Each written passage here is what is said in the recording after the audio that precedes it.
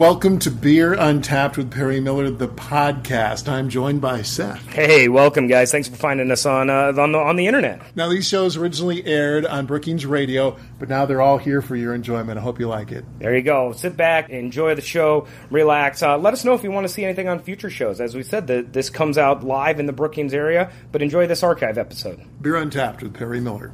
Welcome to Beer Untapped with Perry Miller. Well, we spent the past couple of episodes looking at the four primary ingredients of beer: hops, malt, yeast, and water. Today, we put it all together. Seth Koch at Wooden Legs Brewing in Brookings will take us through the brewing of a beer on a commercial scale. We begin in the grain room. This is kind of where the whole process starts. We bring all of our raw materials in through the back doors here. We do not use extracts. There are some breweries out there that do. We use malted barley. Malted barley, of course, we talked about maybe a couple weeks ago, is really the heart of beer. And as you can see back here, we have multiple variants of malted barley. We use a company called Brew primarily, but we still do get barley from other companies both in Germany and over in the UK. The type of beer being brewed will determine the malts used as well as other possible ingredients: wheat, oats, even flaked corn.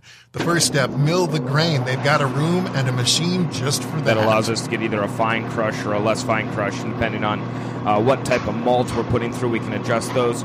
Once then it comes out of the bottom, it'll come out as crushed kernels. We're not looking to make bread here, so we're not turning it into flour, but we're just trying to crush it just to get them to open so we can get into the starches. The goal of the brewer is to convert those starches into sugar, which the yeast can then ferment to alcohol. From the grain room onto the brewery, which you can see through the windows of Wooden Legs, and time to mix the appropriate amounts of milled grain with water in the mash tun. But by putting it in this vessel and allowing it to sit in the water at a very specific temperature and a very specific concentration, it starts to break down those starches.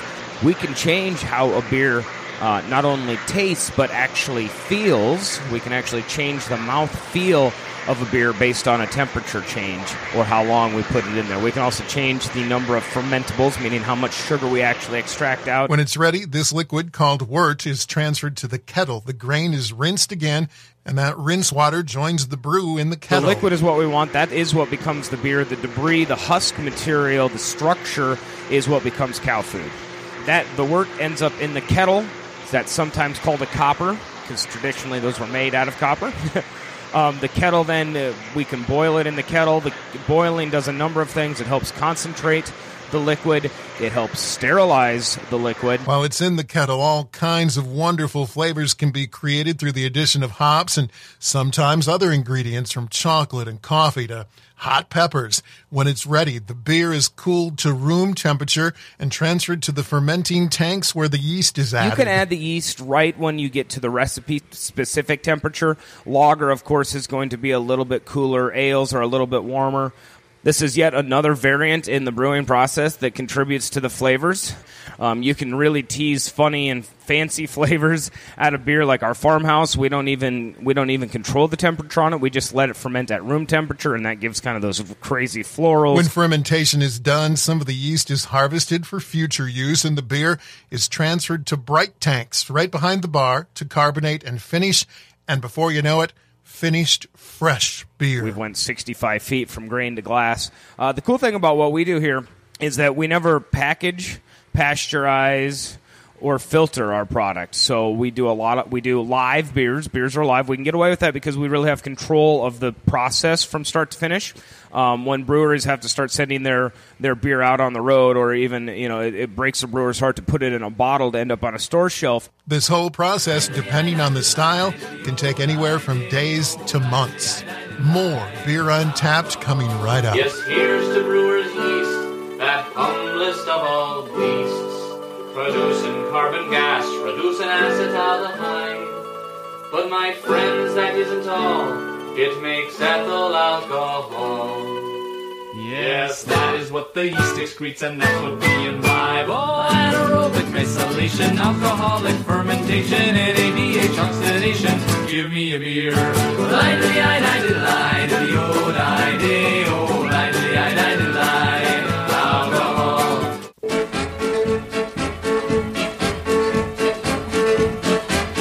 Welcome back to Beer Untapped. Pints and Quarts has a special event Friday evening, an Odell Tap Takeover. Should be a great time. Brennan Sully Sullivan says they're going to have some very limited beers. The Odell Pint Night. We're going to have 8 of their beers on tap. We're going to have 3 of their pilot beers, Comes and Goes, Forbearance IPA, and Keller Pills. And a couple of the standards, their IPA, their 90 shilling, Cutthroat Nitrogen driven, Oktoberfest, and we're getting one more, but we don't even know what that one is yet. Those pilot beers are pretty darn rare outside the Odell tap room. There'll also be some giveaways. The first time you order an Odell product, you get your own pint glass, and we'll wash it and dry it for you when you leave so you don't get in trouble. And drawings and for different prizes and things, so it should be a good time. Another Odell beer, not all that easy to find, is the Mike Tap Handle Beer of the Week, Odell's Oktoberfest. Oktoberfest lagers are about ready to be in full swing. So our Mike Tap handle for this week is going to be Odell's Oktoberfest. It's got a very hop-forward bitterness. The Vienna and honey malts really mellow it out to give you that nice lager, smooth mouthfeel. Great beer. I just tasted it for the first time. Yeah, you know what? There's a lot of people doing a lot of Oktoberfest beers, but Odell has always been a company that's always came out with a product and nailed it right on the head, and they did it with this one too. Don't miss the Odell Tap Takeover Friday the 26th, starting at 7 p.m. at Pints and Quarts in Brookings. It's that time of year again. Oktoberfest is here again. Finally, Drew Eklund at Brookings Liquor Store says they've got some new beers on hand for fall, including a couple of very limited releases, including a really highly rated beer, New Belgium's Le Terroir. It's a dry hopped sour ale. After the boil, additional hops are added during the fermentation. This is strictly for aromatic purposes only. It really allows the hop scent to shine without any additional bitterness added to the flavor. It's a really highly rated beer. It's one of my personal favorites. It's really excellent. Last year we sold out right away. This year we've got quite a bit more in. We're limiting it to 2 per person. Tallgrass, Zombie Monkey, another fall seasonal. It's a porter, comes in 4 packs, 16-ounce cans for $7.99.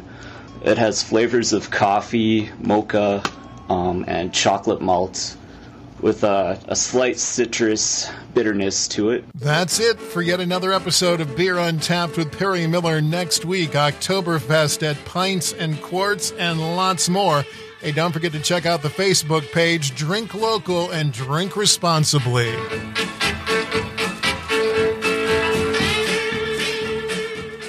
Thank you for listening to this archived edition of Beer Untapped with Perry Miller. Feel free to listen to other episodes, and if there's anything you'd like us to talk about on a future show, please let us know. Thanks again.